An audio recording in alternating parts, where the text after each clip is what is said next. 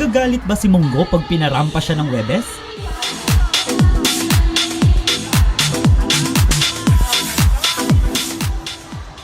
Si Coconut kaya, mapapakamot ulo kaya siya pag pinag-unat? Hindi naman yata, dahil sa hitsura pa lang nila, nakaka-healthy na, good vibes ka pa.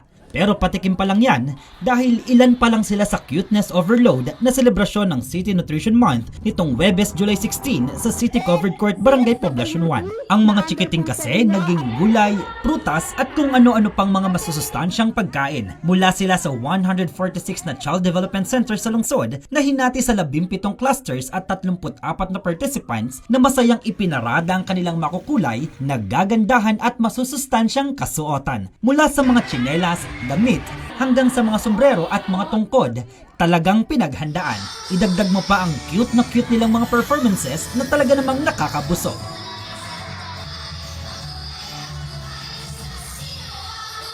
Nagmistula namang handaan at fiesta ang kompetisyon ng mga nanay sa Food Fest competition. Tampok ang mga DIY na abot kaya at masusustansyang pagkaing recipe ng mga magulang sa kani-kanilang tahanan at pamilya.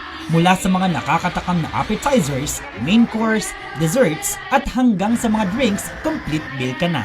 May maha, leche flan, puto, donuts, muffin, chips, nuggets, lumpia, pasta, siomai hanggang sa mga gulaman, juice, shake at kung ano-ano pa. Lahat gawa lang naman sa malunggay at kalabasa sa halagang 500 pesos. Makulay rin ang buhay dahil sa naging sabayang pagkulay ng mga chikiting na layong subukin naman ang kanilang husay, eye-hand coordination at color familiarization pagdating sa pagkukulay.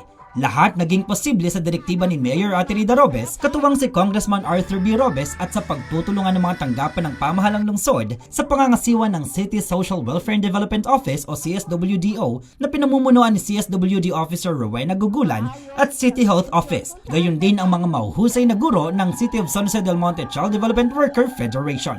Ito po ay taunang ginagawa po ng City Government sa pangunguna po ng ating punong lungsod Mayor Rida Robes at ang ating pong Arthur B. Robes. Ito po ay mulit-muling pagpapaalala po ng importansya ng proper nutrition po. Kailangan po kumain ng tama, wasto, at may kabuluhan po yung ating mga kinakain. Kasi para po makaiwas sa sakit, at alam naman po natin ngayon mahirap ang buhay, naka-enroll po ito sa mga daycare po. Sila po yung initial contact natin dito kasi sa hinuhubog po natin ang mga bata sa mga tamang impormasyon, sa tamang pagkain. Yun po yung ating goal dito para mapanatili po ang kanilang wellness habang sila po ay lumalaki. Malaki po ang nagiging bahagi ng isang child development worker sa event po, lalo lang sa taunang Nutrition Month program. Dahil hindi lang po sa pagmumulat sa mga munting anghel natin na nag-aaral sa daycare na mahalaga ang nutrisyon, kundi pati po sa mga magulang na kailangan nilang ipaunawa at ibigay ang sapat na nutrisyon para sa paghubog hindi lang sa pangangatawan ng kanilang mga anak, kundi sa paghubog o paglago, lalong-lalo na sa kaisipan, sa cognitive development ng kanilang mga anak. Tandaan po natin na ang wastong nutrisyon ay hindi lamang tungkol sa sapat na pagkain, kundi tungkol sa pagpili ng masustansya, ligtas at abot kayang pagkain para sa ating mga anak. Inaanyayahan ko po ang bawat isa na maging bahagi ng ating adhikain, na magkaroon ng isang malusog, mas masigla at mas luntiang San Joseño. Sama-sama po nating isabuhay ang mensahe ng Nutrition Month. Hindi lamang po tuwing buwan ng Hulyo, bagkus sa araw-araw po ng ating pamumuhay. Matapos ang nakabubusog na pagdiriwang, sa huli, kinilala ang Muzon Proper Cluster bilang Best in Costume, ang Area CGI Cluster na Best in Coloring, at Ciudad Real Cluster na Wagi bilang Best in Food Fest Presentation, habang makakatanggap naman ng ibang kalahok ng kani-kanilang mga consolation prizes handog ng pamahalaang lungsod. Bilang sa mga anak namin po, gusto namin na lumaki ang mga bata ng healthy,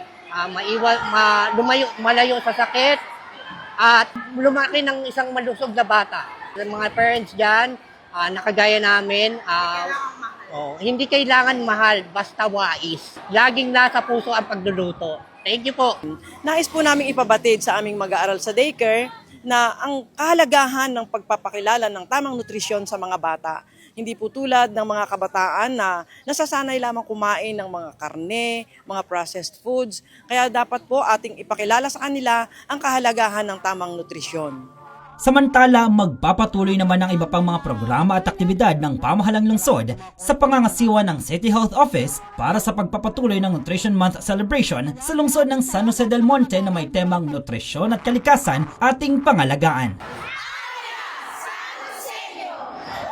Higit pa sa simpleng selebrasyon ng Nutrition Month ay ang patuloy na pagsisikap ng pamahalang lungsod sa pangunguna ni na Mayor Florida Atilida Robes at Congressman Arthur B. Robes na masigurong ang bawat mamamayan sa lungsod mula sa mga bata hanggang sa mga nakatatanda ay malusog, masigla at masayang namumuhay sa The Rising City of San Jose del Monte.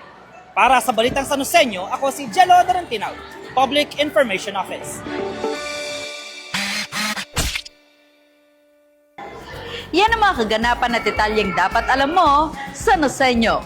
Para sa napapanahong balita at impormasyon, doble aksyon at solusyon, mag-subscribe na sa mga official social media pages ng Pamahalaan Lungsod ng San Jose del Monte, Bulacan. Maraming salamat, Arias San Joseño.